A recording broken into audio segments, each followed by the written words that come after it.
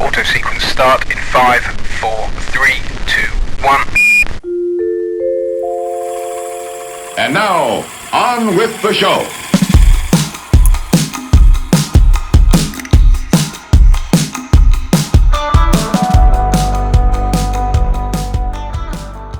Hi, my name is April O'Gorman, and happiness is being surrounded by your community. All right, April O'Gorman, thank you so much for coming on the show. I really appreciate it. Of course. Thank you for having me. Yeah, absolutely. So, designer, athlete, influencer, motivator, did I leave anything out? No, coffee enthusiast. Coffee enthusiast, of course. You got to have that. Yeah. I thank you for doing this. I know we're on a couple different time zones, and you're in Australia right now, and so I really appreciate it. Tell everybody what's going on in Australia right now. What are you doing? Yeah, I am the U.S. women's captain for the Surf Lifesaving National Team, and we have the World Lifesaving Championships the end of August and beginning of September. So this is my 7th team trip representing the U.S. and 4th World's trip. So it'll be 6 females and 6 males from the U.S. that are competing against. In 2022 is 54 countries. We'll see how many countries are going to show up this year in Australia. Wow. So the sport's really grown, hasn't it? I mean, a lot of people are jumping into it. Yeah. In 2018, I think we only had somewhere around 38 countries at that Worlds. And it's been a really big push in the sport to try to get it into the Olympics. And they told them in order for you to even be considered, we needed 50 countries. I don't know how they did it during COVID, but to go from 2018 to 2022, that much of an increase of countries to 54 countries is kind of crazy. So yeah, it's really cool to see a lot of new countries jumping on board. Yeah, absolutely. That's fun. I mean, it's always good to see a sport grow like that. Yeah, and Australia is like the holy land of our sport. Like it is the biggest in Australia. So hopefully a lot of people show up for it here. It's definitely going to be really crazy with it being on the Gold Coast. Great. Wow. You grew up lifeguarding, right? Talk about Yeah. your childhood. Yeah. You grew up in a beach town? Yeah. I grew up as a swimmer, and then it was just kind of the thing on our swim team that once you turned 16, you became a beach lifeguard. So I grew up in Daytona Beach, New Smyrna Beach, Florida, that area, Volusia County. And yeah, I went to New Smyrna Beach High School, became a lifeguard when I was 16, did it for 7 years throughout college, shark bite capital of the world. Would count them every single day. Yeah, it was really fun. And I just basically got sucked into this sport when I was doing that. Part of the job is you do a workout in the morning. So you're doing open water swimming, paddling, and running on the sand, different organized workouts that they would have us do before work.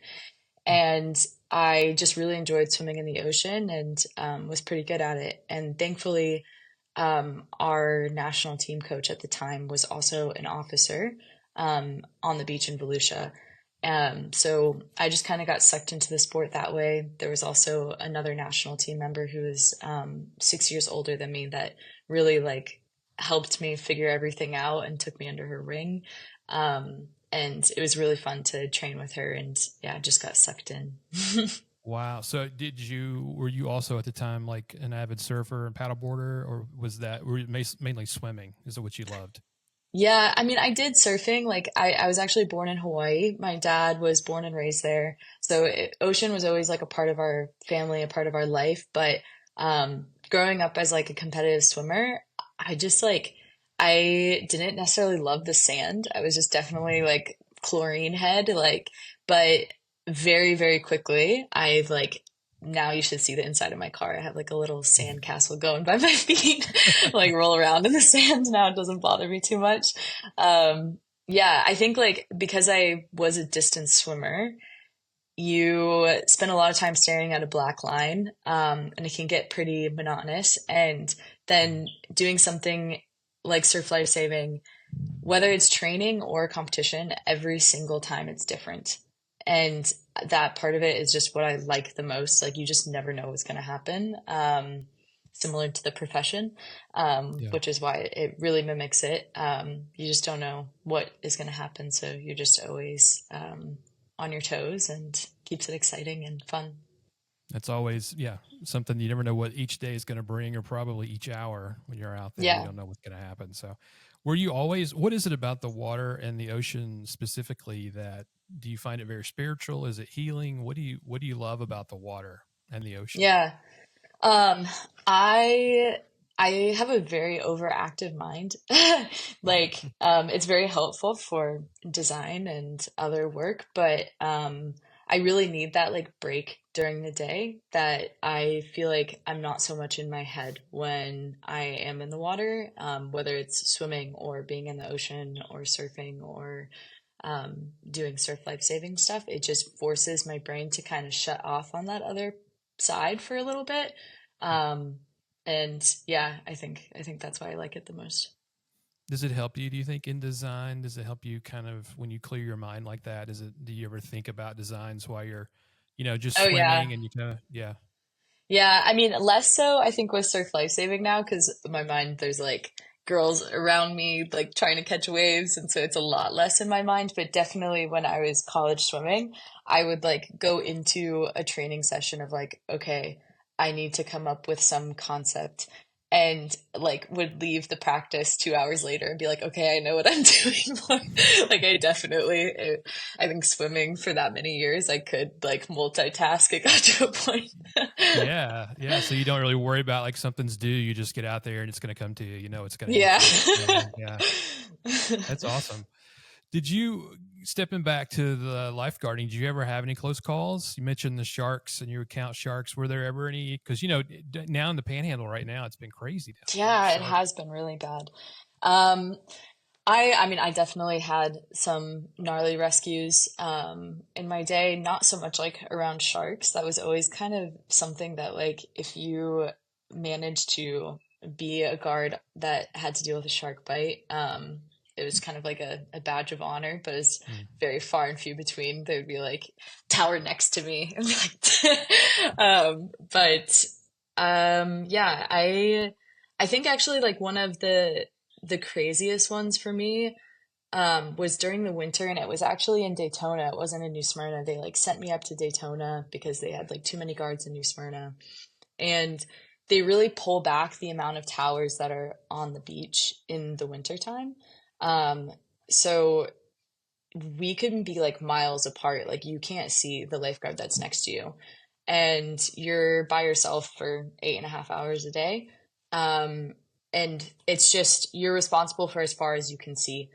So you have binos, and I was just in front of Daytona, and it was like a part of the beach that I had never even like guarded before. And it was actually a tower that they weren't planning on opening that day. They only opened it because I came in and showed up, and so they had another person that they could throw on it. So they were like, okay. Um, so I think that's what was crazy about the rescue is like somebody wasn't supposed to be there. And because I just happened to show up and work that day, I was able to rescue this construction worker. We had damage to a lot of our buildings in Daytona, and he was taking a break with one of his buddies, and they were like working on the seaward facing wall. So he was like over a half mile like north of me, and I had binos, and they're just like two little specks, and I could see them. They basically just got like sucked out in a rip current, and I ran down, and they just couldn't like make it back onto the sandbar. His buddy did, and he just didn't, and I got to him, pulled him in, and it was really funny because all of their like coworkers are on the building still, like watching Mm. this entire thing happening. So once we got him in, all of his like buddies on the building, they're like, yay, like, watching him get rescued. But yeah, that was a really cool one because he definitely like he was not in a good shape, and his friend who was out in the water was in no shape to also help him. And there's just no one else around for miles. Like, so yeah, it was a good day to show up. Wow. What can you describe the feeling when you have a good rescue? I mean, I know adrenaline's pumping, but what do you think about, or are you thinking at all, or is it just you go into autopilot and you just do how you've been trained? I think it's a lot of autopilot. Like, now running a half mile for me isn't like too bad, but like back then I was like 17 when this rescue happened, and a pool swimmer and not a runner. And so like running that far, and like I remember like the officers after coming to pick me up and then having to swim in like some conditions that weren't like, it was some gnarly conditions. Like you're tired at that point, you just ran a half mile down there, and it's like winter, it's like freezing. I obviously was not thinking, like, you just have so much adrenaline pumping through you that it was just like, it felt like it felt like an easy run. Like I got there, and I remember like his friend making it to the sandbar and like telling me like he's still out there, and I was like, go in. And I remember like yelling at him, like, so you just definitely like go into autopilot, I think, and shut off a lot. Because he would probably make it worse, try to help you, right? Like he would try to probably be out there trying to. Yeah. Well, and he was staying there to like, because his friend is still like out in the ocean. So like he was like, it took so much out of him to make it back to the sandbar, but obviously like he just felt conflicted about like going all the way in when he knew his friend was still out there. So giving him that reassurance, like, I got him, like, just go, like, don't like try to like help me with this too, because would not be helpful. Wow. End up rescuing both of them. Which would be a little bit of a nightmare to try to do that. What did all that teach you, I guess, like moving forward and where you are now and going through life? Did lifeguarding kind of mold you a certain way? Do you ever look back on those times and are thankful for that time? Oh yeah. Yeah, definitely. I think it gave me such like a different perspective, like, because I think you can take for granted when you do grow up close to the ocean or as a good swimmer. And just even have the ability to like go to the beach, and that you definitely can start to take that for granted. So I think it just gives you a very different perspective of people's abilities, what their culture is, like how you have to communicate to people in different ways, like about just like really simple things of like, don't swim there, swim here, and they're speaking a different language. I would say that has helped me a lot, like the communication part, especially like in now the design stuff that I do now is a lot of making things clear, communicating things to people, very complicated things to people that don't have an understanding of it. So I would say definitely. I never thought about that. I mean, it's because you would have people, I'm sure from other countries, to come to the beach there to vacation, and you have to communicate the safety aspects of that beach.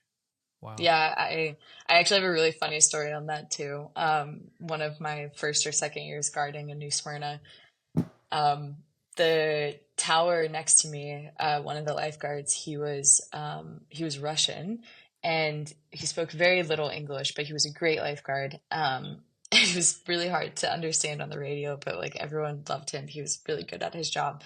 And both of us were actually on our lunch breaks, and this guy was just not listening to the lifeguard's whistles coming in. He's just like floating on his back out there, and just like sometimes that happens, like even they just don't realize that like they are in danger, but like they're getting sucked out because they're just like floating, like enjoying it. And lifeguards are like yelling at him, and he's just like ignoring them. So both of us, because we're just on our lunch break, we're like, this isn't like an emergency, like, but we're just gonna go swim out to him and basically be like, hey, like you need to listen and like you need to come in, kind of a thing. So the guard, my friend, gets out there before me, and he's yelling at him in a mix between like Russian and English, and the guy's like not understanding him at all, and he's like, no English, saying back to him. And my friend, he goes, you don't need to know English. He goes, whistle, flag. So it is made really clear. Sometimes people are just those are the universal symbols that don't need a language barrier there. He's like, I don't speak English either. come back in, come back Yeah, out too yeah. far. Wow. Well, going forward a little bit from there, you applied and got into Savannah College of Art and Design, right? You went and Yeah. you kind of started out wanting to get into television film. Is that right? Yeah, I definitely wanted to do more like documentary style or like TV style producing towards sports, was kind of like my original goal with that. Um, I actually came over to Australia after my freshman year at Savannah College of Art and Design and worked with Summer of Surf, who is a um, basically it's like the professional series out here in Mm. Australia for surf lifesaving, and I was helping them film through they were airing it through Fox Sports Australia. And that was really awesome, but I felt like I was doing a lot more of like practicing my skills and not necessarily like expanding on my skill knowledge. Um, and a lot of the people, they were like, look, you're already doing it. You don't necessarily like need to spend another 3 years. Like, keep doing this. Like, you already know the people. Like, if you want to come back into this world, you can. Mm. So, I decided to switch to industrial design and sustainability when I got back from Australia, after my freshman year. But that film, like, helped me so much in the industrial design part and sustainability part because I was able to communicate ideas again in a very like clear, concise way to people, and I Mm. think that it's a lot more powerful through film.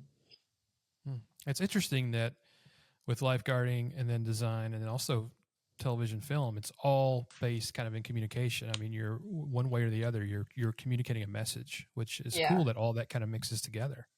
yeah, yeah, yeah, What is it about design and then industrial design specifically that you love? What is it that you fell in love with? yeah.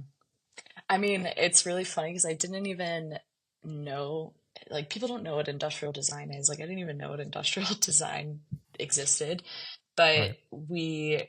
everyone is involved with something that an industrial designer made on a daily basis. Um, Honestly, I liked the freedom of it, that I could kind of go in any way I wanted and that I could like use my film experience in it as well because there's so many different facets and avenues to industrial design, especially now with like the digital age and just like services as a business model in general too. So you have more like service design, and then you have more like UX design, like so for more digital spaces, and then you have like the physical design. So there was just a lot of different ways that I could go with it. So I liked that, and I just like learning new things. So there was just like so much for me to learn. I had Mm. like never even drawn a cube because I was like film and television, and then they're like making me draw things and like had to teach me how to draw and like all of that. So I just fell in love with like how much I think there was to learn and how much I didn't know that everyone is like interacting with on a daily basis. Um, yeah. I liked creating things, Yeah. building something from new that was like it felt real. Sometimes like film and television, it like I mean, if you're doing a documentary, it's like okay, that's why I think I was more focused on that and um less on like movies or something because it was like about something that was real. Hmm. So industrial design was like you were creating something that was real, Hmm. and that people were interacting with and using in their daily lives. And um, yeah, I really liked that about it. And then kind of found sustainability because industrial design is a very double-edged sword when it comes to that. You're creating things, but you need to be doing it in a better way because the Yeah. way that we've been doing it for the past 50 years isn't so great, especially for the ocean side of my life. Mm. Yeah. That I'm sure that ties in. You think about that. I'm sure about the water and the ocean, the environment. What do you have plans for like trying to fix a problem later on? And have you thought about things that you want to design later on in Oh life yeah. or what? Yeah, I mean, definitely like my one of like my main projects at school was a biodegradable boogie board, Hmm. which I feel like very much ties into lifeguarding and like what I would see on a daily basis living in like a tourist town. Like people are buying those $15 styrofoam boogie boards and using them for a couple of days, and then Mm. like they're perfectly fine still, and then just like throwing them out. Um, I hated that. And like styrofoam is one of those materials that literally never goes away.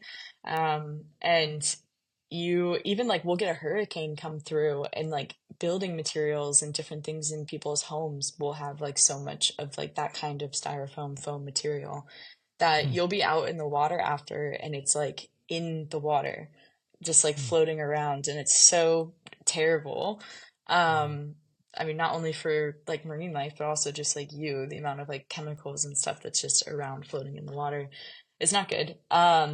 So yeah, I won a couple of different awards for that project. It's like something that me and my partners, Haley Gavanji, she was also from New Smyrna, went to SCAD with me. Both of us worked on that together. It's something that we both like are really passionate about, and like one day would still love to really like invest our time and energy into it. It still hasn't been done and still is a need. So Yeah. I really like that idea of temporary products not being made out of forever materials. I Yeah. think there's a lot of different things other than a boogie board that applies to. Do you think that we are ultimately very wasteful? Like to speak to that, I mean, those boogie boards that you're speaking about, the styrofoam, that who knows how many they sell, kids and families come in and they buy those, and then they'll end up breaking or material come off. But I get your point about making something like that that's under a material that could last, and you won't have to necessarily buy a new one every year or every season, Oh, well, not even that. I meant like designing it so that it's only made to last a week. You're coming Oh, for a gotcha. Okay. week. And so, yeah, instead of making it out of material that is never going to biodegrade, that's never going to, you can't even recycle it, like make it out of a material that has a lifespan of a week, of 2 weeks. Like, how long is your vacation? You could even do like, different Yeah, kinds. Like, this is one that's only going to last a summer. I Um, gotcha. yeah, I think that like I mean you can even go coffee cups. Like Mm-hmm. they're getting better, but like Mm-hmm. same thing. It's a styrofoam coffee cup. Like that is going to have a lifespan of 100 years, and you just used it for 10 minutes. Yeah. So like how about we make it out of a material that only needs to last an hour? Like um yeah, more intentional with our materials on things. And I don't think it's people being wasteful. It's definitely just it's the business model of like Mm-hmm. how optimized we've made certain materials and how cheap they are. And it's Mm-hmm. also just like back to that communication part. People just don't know. Like the majority of people that just don't know that that styrofoam cup is never going to biodegrade, or that you can't recycle it, or um it's getting better, but it's such a knowledge barrier that people just don't know Mm. those things. And that goes back to your communications point about educating people, building Yeah. products like that, but also educating people on why we need to have those products that are going to break down right away instead of lasting in landfills in the ocean. Yeah. You see videos sometimes of the ocean and all the plastics and waste that's there. It's really heartbreaking. Yeah. Yeah. Yeah, it is. Definitely like products like that are just like educating, because I don't have the time or resources to make it for all the things in the world that exist like that. But it's like, yeah, Yeah. if you can educate somebody that knows how or has an idea then to do that for a different product, like absolutely go do it. Mm. Wow. What what ultimately led you to life saving and competing in the life saving association? Can you talk about that and how you got into that? Yeah. So yeah, I mentioned like I kind of just got sucked in when I was like 17. Um I remember I went to like my first surf lifesaving nationals was in Daytona, and I was just a swimmer at it. Um and I remember seeing the paddle boarding, the surf ski, all these different things, and feeling like I could do this, because it was like I surf, like I do different things, but Mm-hmm. um I just needed the time to actually get on it. So then the next winter, I flailed around a lot in Winter Ocean in Daytona trying to learn by myself how to do it. And then the next summer came around, um, and I like had my first paddleboard race, and I was using like a 20-year-old board from Volusia. And Hmm. one of the older guys who had like a nicer, like good board, like took pity on me, and he was like, okay, like use mine for like the actual race and let me use his. And it was like, I like got second behind like one of the girls who was on the national team. And I remember running up and she was like, are you trying to get on like the U19, the under 19 national team for Worlds this year? And I was like, this is how naive I was with it. I was like, oh no, like I'm trying to swim in college. I was like, maybe next year. And she's like, Worlds is every 2 years. I was like, oh, okay. But I ended up, that was my first Worlds I went to, was that year. And I was just a swimmer. I still like just didn't have enough experience on that other stuff. Um, and basically after that Worlds though, I decided I would never be on another national team again as just a swimmer. I wanted to do all the other stuff, so I kind of just put my time and energy at that point into learning the other skills and just went full force into the other stuff. Wow. Walk me through the competition or what events are make it up, as I don't know a lot about the events there. What Yeah. are some of the? Yeah, so it's basically it's the easiest to describe is that it's all the skills that lifeguards use to save people. So it's running on the sand, swimming in the ocean, prone paddleboard, and then the weirdest one is surf ski, which is kind of like an ocean kayak. I guess they used to use them to save people back in the day, not so much now. Now they're just really fast and fun for this racing part. Yeah. Um, but yeah, it's a combination of different events. Like some of them are more similar to actual lifeguarding. Like there's a rescue tube relay. So you have like three other teammates, and one of them is the victim, and one of them is the rescuer, and two of them are carriers, and you're literally going and like pulling them in with a buoy. So that one I would say is like the most like similar to, lifeguarding. There's also other ones that are more similar, like a paddleboard pickup where same thing, you have a partner who's the victim and you can be the rescuer and you're both paddling on the board together. Um, so there's those ones. And then they have other ones where it's like just a swim race. And they basically just have buoys or cans out in the water that you're like swimming around. So it's all testing how fast you can get into the water, go around some buoys, and come back out of the water. So whether that's for swimming, the prone paddleboard, the surf ski, they're all doing that sort of like same course, just at different distances out in the water, depending on how fast the craft is. Um, and then they'll have like different combinations of them. So the premier event would be like Ocean Man, Ocean Woman, Iron Man, Iron Woman. They call it different things depending on where you are in the world. Um, and that is basically a combination of all of the disciplines. So swimming, prone paddleboard, surf ski, running in between them. And it can be anywhere from a 10-minute race to a 30-minute race, depending on conditions. And one thing that I like about it is that you don't know the order of what that's going to be until you show up the day of. So again, mimicking more of like the profession itself, you have to be ready for whatever the order is going to be, whether that's ski, swim, board, or board, ski, swim, or whatever the order is going to be. Right. And yeah, and that's what it is for that day.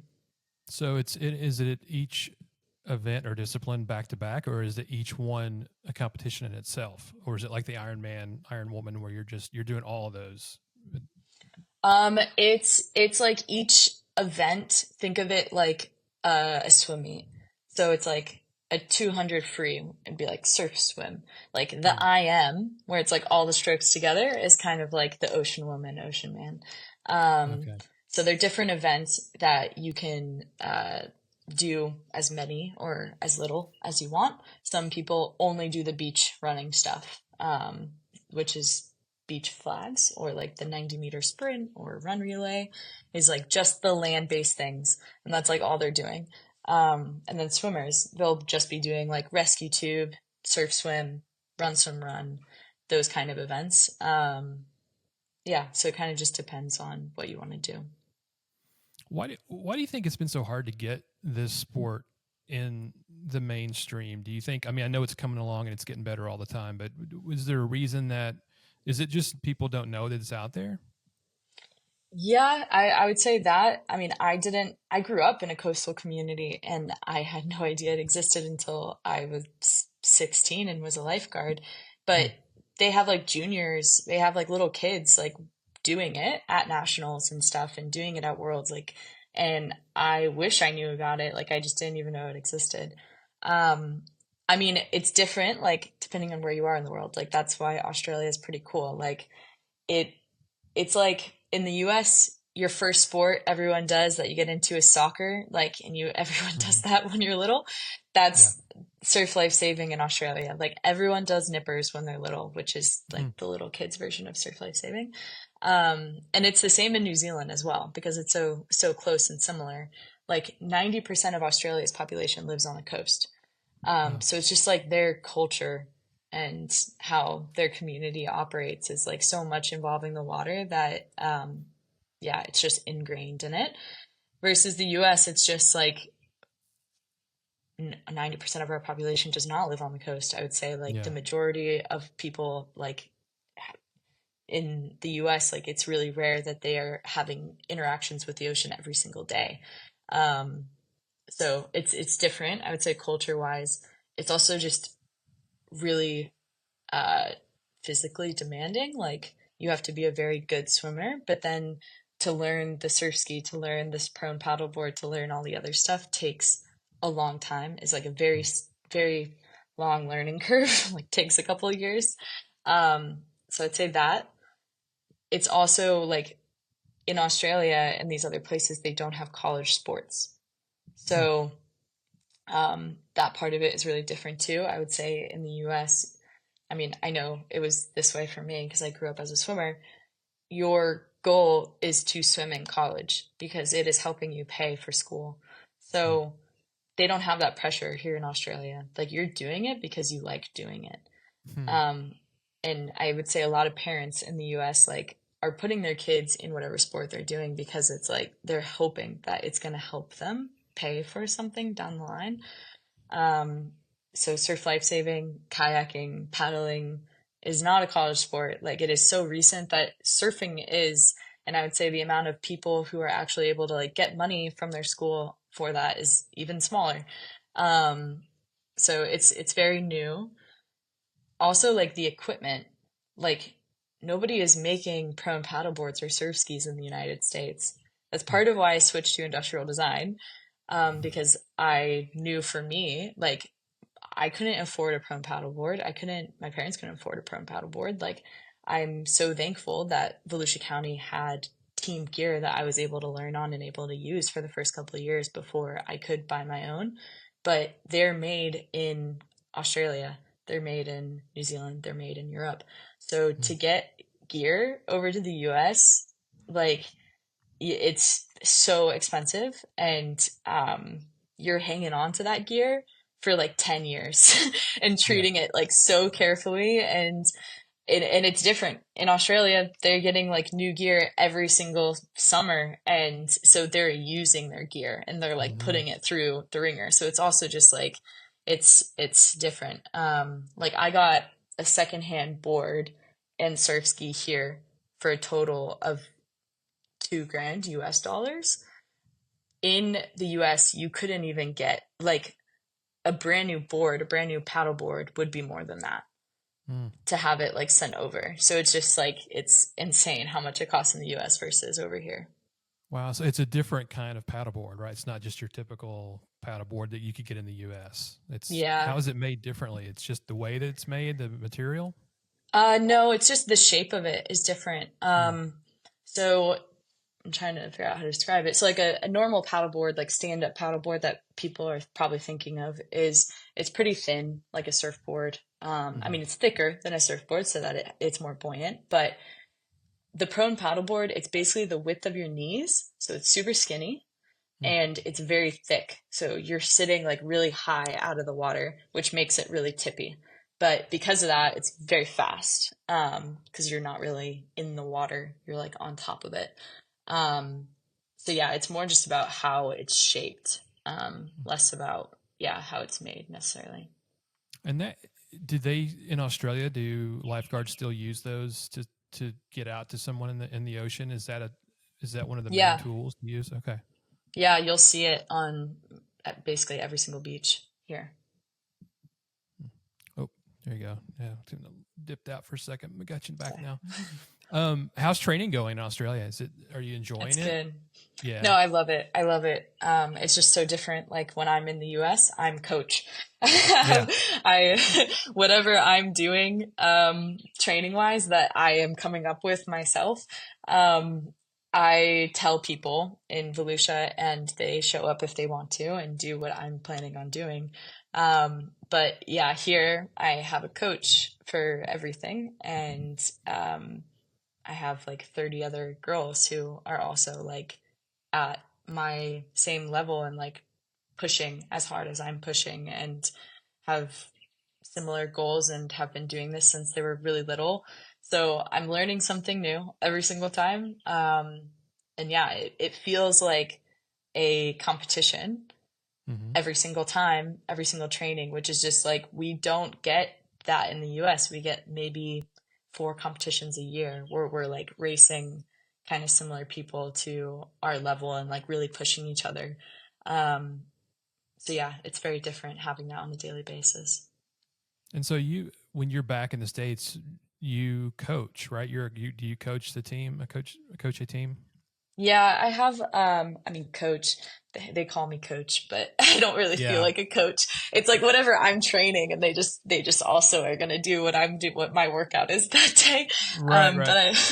But I do have a good little group of, U19 girls. So the US was the host country for the International Surf Rescue Challenge last September. And I had 3 of my little U19 girls there. So that was really cool. They train with me every day, and yeah, they were there on the team. And do they ask you, what do I need to do to make it like you, or did they ask for it's more pushing from me saying this is what you need to do. Right, you're just going to tell them what they need to do. Yeah. Well, in that vein, training and working for dreams like that, it's not always fun. Sometimes it's really hard. Life is hard. How do you handle the pressure of that, and how do you get through those tough days when you're just not feeling it? Yeah. I mean, like money wise, it's just very different in the US. Like, in Australia, because it is so big, a lot of them are paid to do this. Like they're professional surf iron women, or surf iron men. Like that's what their job is. I would love if that was the case in the US. But quite honestly, like even lifeguards in general in the US aren't paid enough they're like barely surviving. So let alone trying to buy a $2,000 board or, a $4,000 surf ski on top of that and then go pay for all the traveling expenses to go race and compete. That is just like it's just not doable for a lot of people, unfortunately. I have been very strategic in how I have tried to set up my life that I'm able to do both with my design. And it is really difficult at times. Like last year when I was working for PepsiCo, it was in New York City, which is not ideal for surf life saving. Right. So I was literally paddling a surf ski in the Hudson. I would go train out in Jacob Reese Park with some of the guys on our national team on the weekends, but it was like a 3-hour public transport journey to get out there for like an hour and a half training session. So, I basically just learned it was cheaper for me to live in Florida and fly back and forth every single week than it was to live in New York City. So I turned into a commuter to New York once a week. I was like Delta royalty by the end of the year, but I was flying back and forth between Florida and New York every single week. Wow. And Which that is was, expensive. yeah, but cheaper than living in New York City somehow. Yeah. Right. Yeah, so you have to do what you have to do if you really love it. And I was not happy just living in New York and not doing it. Like that just wouldn't have worked for me. So, kind of people will, I don't know, call it crazy that that's what I was doing, but that I was happier spending at least half of my time in a place where I could do it than being in a place where it's just like I couldn't do it at all. Yeah, because I'm sure you had your board, right? You had to get your equipment there too, and that had to be Well, really I hard. had one boat in New York waiting for me, thankfully, and then I would borrow boards and stuff from the guys in Jacob Riis Park, which was very nice. Okay. So yeah, I mean, our community is pretty small, Yeah. so we all help each other out wherever we can, and people come to Volusia, and we're letting them use our team equipment, and yeah, there's a lot of sharing in the U.S. because there isn't a lot. Right. It's hard to get the equipment. Do Yeah. you still, when you're in the U.S. now, do you live in Daytona Beach area, or is your family still there, or? Yeah, yeah, Yeah. my family's still there. Volusia is definitely, it'll always be home for me. It's Yeah. yeah, it's very good for surf lifesaving. It's actually like I would say pretty similar conditions to like Gold Coast to like where I am now. So that's why I also like it here. It just feels a little bit like home, even though it's the other side of the world. Yeah. No, and I've noticed the waves there are strong in the Atlantic there in that area too, right? I mean, it's a little Yeah. bit different than like the Gulf or other areas. Yeah, and like I mean even South Florida, it can be so flat, but it's basically like where Cape Canaveral is, where NASA is like all the space shuttles and everything happening. It like has a little point that comes off of Florida and that blocks all of the swell. So that's why South Florida is like pretty small and protected. But yeah, basically everything north of there, we get sandbars and it can really stack up on those when the swell comes through. So very similar to like Outer Banks, Carolinas. It's all kind of the similar to ours. Wow, interesting. Have you, and it may be the time that you're describing coming back and forth between New York and Florida, but have you ever had a time in your life where you just were like, I'm done with this. It's just too hard. I'm going to find something else to do. And if you did, how did you motivate yourself to get past that? I would say more so on like the New York side. I don't Yeah. think I could give up the Right, other right. side because that's like where I'm getting my joy from. Yeah. So yeah, I wouldn't say like too hard on the sport side because even like I have a hard session and like that was hard, but I am so filled with joy after it that yeah, no, it's the part that I like. So I don't know, me too hard, can't do it anymore was me leaving New York and moving to Australia. I eventually just, yeah, I had to bite the bullet, which is super scary, and making it work. But yeah, But you did it. I did it. Yeah, You we're made it here. work. It sounds like you really have found your true happiness. Do you feel like you have? I mean, are you happy? I am happy. I am happy. Yeah, I mean, I haven't done a full Australia season yet, so maybe ask me in a year. But Yeah. but however long I've been here, the 2.5 months ish that I've been here so far, I am really happy. I am really enjoying it. That's awesome. Do you see yourself doing some aspect of the sport forever? I mean, even if you're working internally with it or your communications, do you see yourself always involved?